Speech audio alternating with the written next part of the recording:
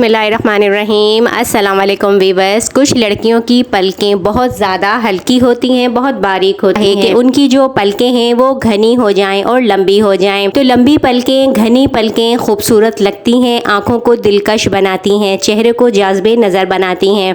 हम आपको कुछ टिप्स बताएंगे जिन्हें करके आप अपनी हल्की पलकों को न सिर्फ लंबा कर सकते हैं बल्कि काला, स्याह और घना भी कर सकते हैं। तो इसके लिए सबसे पहले आपने क्या करना है, अगर आपको अपनी पलकें बड़ी करनी हो तो महीने या 2 महीने में एक दफ़ा आप बारीक बारीक पलकों की जो नोकें होती हैं इन्हें काट दिया करें।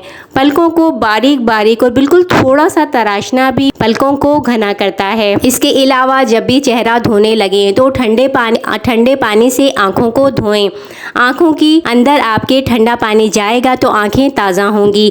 पलकों की जो जड़ें होती हैं इस तरह आँखों और पलकों को धोएं कि जो पलकों की जड़ें हैं वो भी साफ़ हों।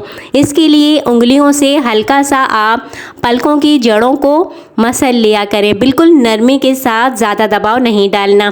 इससे जो पलकों की जड़ें हैं वो भी साफ़ हो जाएंगी। तो पहला जो तरीका है पलकों को बड़ा और घना करने का, तो वो ये है कि पलकें बड़ा करने का जो बेहतरीन हल है वो है आपने थोड़ा शहद लेना है। समझें 1 चम्मच शहद, 1 छोटा चम्मच शहद आपने लेना है, उसमें 2 चम्मच आपने कैस्टर ऑयल के मिलाकर मिक्स कर लेना है। फिर आपने कोई मस्कारा ब्रश लेना है। मस्कारा ब्रश लेने के बाद रात में आपने सोते हुए उसमें बहुत हल्का सा ये जो पेस्ट आपने बनाया था उसे आपने इसमें मस्कारा ब्रश पे लगाना है और थोड़ा झटक देना है ताकि जो इजाफी आ गया हो वो झटक जाए और फिर आप इसे पलकों पर लगा लें।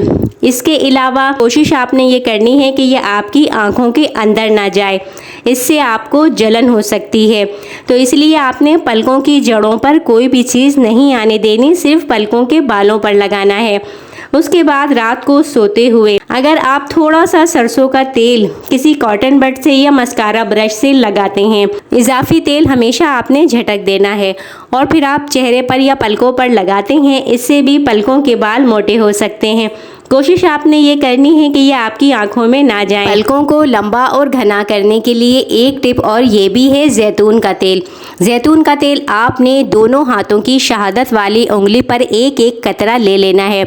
उसके बाद आपने पलकों के पास ले जाकर बिल्कुल आहिस्तगी से पलकों पर लगाना है।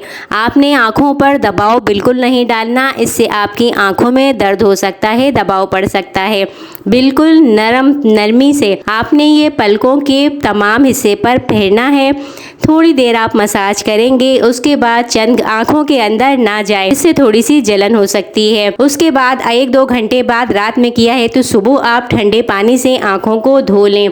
ठंडे पानी से आँखों को सुबह शाम अगर आप साफ़ करती हैं, आँखों में इस तरह पानी ठंडा डालती हैं कि ठंडा पानी आँखों में जाए, इससे आँखें ताज़ा होंगी तो आँखों में चमक पैदा होगी, आँखों की चमक बढ़ेगी। पलकों की सफाई का भी ख्याल रखें।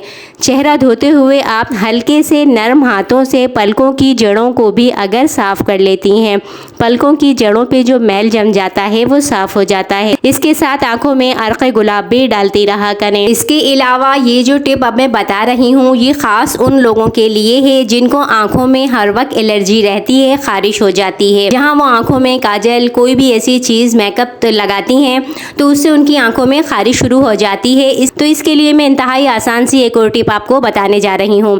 वो आपने लेना है नीम गर्म दूध। आपने बिल्कुल थोड़ा सा 1 छोटा चाय का चम्मच आपने नीम गर्म दूध लेना है। उसमें आपने सुरमा लेना है, खुश्क सुरमा। सुरमा यकीनन आपकी वालदाओं को पता होगा कि सुरमा आँखों में लगाया जाता है।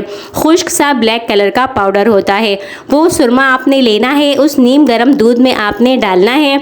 उसके बाद आपने उसको मिक्स करके हाथों को से उसने आपने फिर कॉटन बड लेकर उससे दोनों पलकों पर आपने अच्छी तरह से लगाना है, या फिर मस्कारा ब्रश आप ले सकती हैं, उसको भी आप उसमें डुबोएं दूध और सुरमे में, उसको झटकें कि इजाफी झटक जाए, फिर दोनों पलकों में अच्छी तरह फेरें।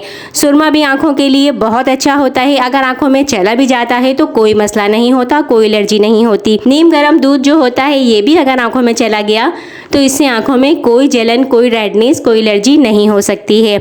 ये आप बेफिक्र होकर अपनी पलकों को लंबा घना करने के लिए लड़कियां और ख़वातीन लगा सकती हैं। इसके कोई भी ऐसे साइड इफ़ेक्ट्स नहीं हैं, ना कोई जलन होगी, ना ही कोई तकलीफ होगी, ना कोई एलर्जी का डर है। तो वीडियो कैसी लगी कमेंट में जरूर बताइएगा। अपना बहुत ज्यादा ख्याल रखिएगा, दुआओं में हमें याद रखिएगा। अगली वीडियो तक के लिए इजाजत दीजिए। अल्लाह हाफिज।